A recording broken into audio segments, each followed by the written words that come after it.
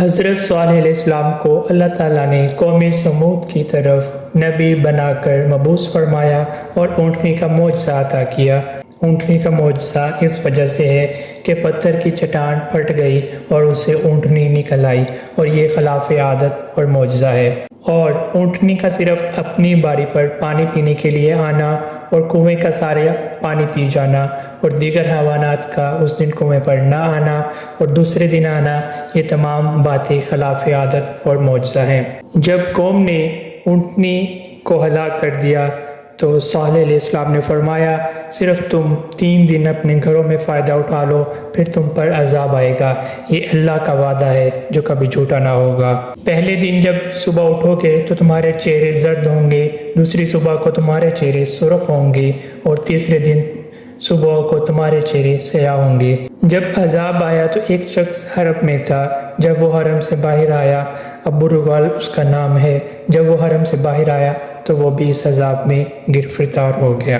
قوم سمود پر عذاب ایک خوفناک زلزلہ کی صورت میں آیا تھا، اور زلزلہ میں ہولناک آواز ہوتی ہے، اس لیے اس کو الصیحہ سے بھی تعبیر فرمایا، اور چونکہ یہ آواز بہت زیادہ حد سے بڑی ہوئی تھی اس لیے اس کو طاغیہ سے بھی تعبیر فرمایا گیا۔ قرآن پاک میں اعراف، سورہ ہود، سورہ ہجر، سورہ شعراء، سورہ نمل، سورہ نجم، سورہ قمر، سورہ حاقہ، سورہ شمس، ان تمام صورتوں میں قوم سمود کا ذکر آیا ہے۔ قرآن پاک میں اللہ پاک کا ارشاد ہے، اور ہم نے قوم سمود کی طرف ان کے ہم قبیلہ بھائی صالح کو بھیجا۔ حضرت صالح علیہ السلام جس قوم میں پیدا ہوئے اس کا نام سمود ہے۔ قوم سمود بھی سامی قوم کی ایک شاخ ہے۔ عاد اولیٰ کی ہلاکت کے وقت جو ایمان والے حضرت ہود علیہ السلام کے ساتھ بچ گئے تھے، یہ قوم انہی کی نسل سے ہے، اس کو عاد ثانیہ کہا جاتا ہے۔ قوم سمود کے نام کے ایک شخص کی طرف منسوب ہے۔ امام بغوی لکھتے ہیں اس کا نسب یہ ہے کہ سمود بن عامر بن ارم بن سام بن نوح، یہ قوم مقام الحجر میں رہتی تھی جو حجاز اور شام کے درمیان ایک وادی القرہ ہے۔ آج کل یہ جگہ فج الناقہ کے نام سے مشہور ہے۔ سمود کی بستیوں کے کھنڈرات اور آثار آج تک موجود ہیں، اور اس زمانہ میں بھی بعض مصری محققین نے ان کو اپنی آنکھوں سے دیکھا ہے۔ ان کا بیان ہے کہ انہوں نے ایک مکان دیکھا جس کو پہاڑ کاٹ کر بنایا گیا ہے، اس میں متعدد کمرے اور ایک بڑا حوض ہے۔ مشہور مورخ مسعودی نے لکھا ہے، الحجر کا یہ مقام جو حجر سمود کہلاتا ہے، شہر مدین سے جنوب مشرق میں اس طرح واقع ہے کہ خلیج عقبہ اس کے سامنے پڑتی ہے، اور جس طرح عاد کو عاد ارم کہا گیا، اس طرح ان کی ہلاکت کے بعد سمود ارم یا عاد ثانیہ کہا جاتا ہے۔ سمود کا زمانہ کا ٹھیک تعین تو نہیں کیا جا سکتا، لیکن یہ بات بہرحال یقینی ہے کہ یہ قوم حضرت ابراہیم علیہ السلام سے بہت پہلے صفحہ ہستی پر نمودار ہو کر مٹ چکی تھی۔ سمود بھی اپنے پیش رو بت پرستوں کی طرح ایک بت پرست قوم تھی، اور اس کے عقائد اور اعمال کی اصلاح کے لیے حضرت صالح علیہ السلام کو مبعوث کیا گیا۔ امام بغوی متوفی 516 ہجری نے حضرت صالح علیہ السلام کا نسب اس طرح لکھا ہے کہ صالح بن عبید بن آصف بن ماسح بن عبید بن خادر بن سمود۔ حضرت صالح علیہ السلام نے قوم سمود کو بار بار بت پرستی سے منع کیا اور خدائے واحد کی عبادت کرنے کی ہدایت کی، لیکن ان پر اس کا کوئی اثر نہیں ہوا۔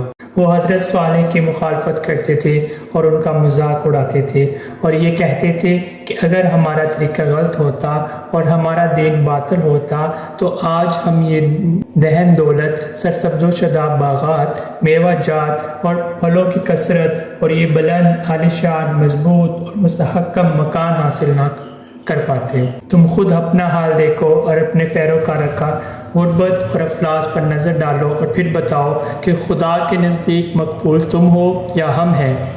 حضرت صالح علیہ السلام نے فرمایا، تم جن مضبوط مکانوں اور دیگر سامان زیست پر فخر کر رہے ہو، اگر تم اللہ پر ایمان نہ لائے تو یہ سب ایک پل میں فنا ہو جائیں گے۔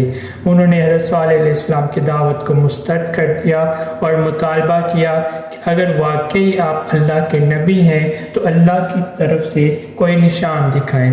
تب صالح علیہ السلام نے فرمایا تمہارا مطلوبہ نشان اس اونٹنی کی شکل میں موجود ہے، اللہ نے تمہارے اور اس کے درمیان پانی کی باری مقرر فرما دی ہے، ایک دن یہ پانی پیے گی اور ایک دن تم پیو گے۔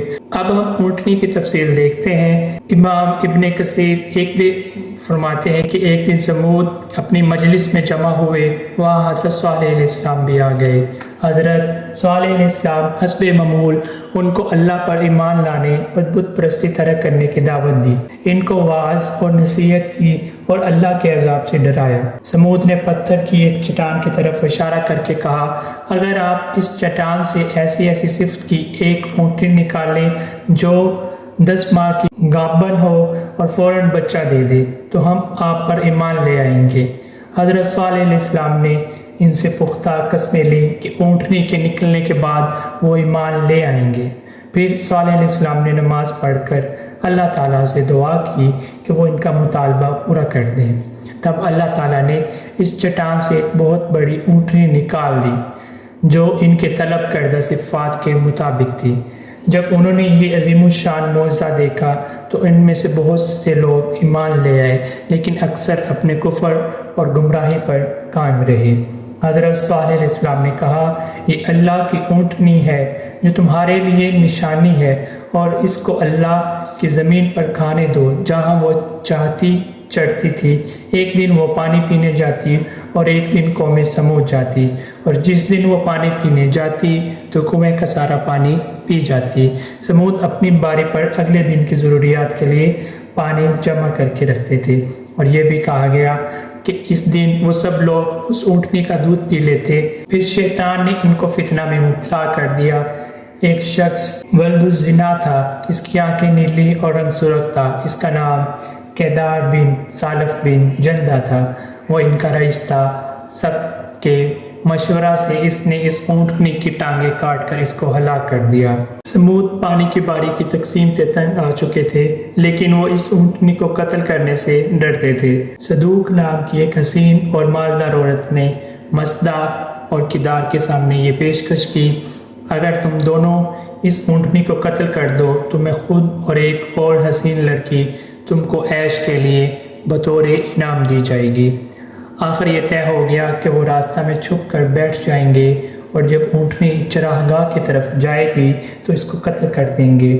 اور 7 اور آدمیوں نے ان کی مدد کی، اور یہ 9 آدمی مل کر اس اونٹنی کو قتل کرنے کے لیے تیار ہو گئے۔ انہوں نے یہ سازش کی تھی کہ وہ اونٹنی کو قتل کر کے حضرت صالح علیہ السلام اور ان کے اہل کو بھی قتل کر دیں گے، پھر ان کے وارثوں سے کہیں گے ہم تو موقع واردات پر موجود ہی نہ تھے۔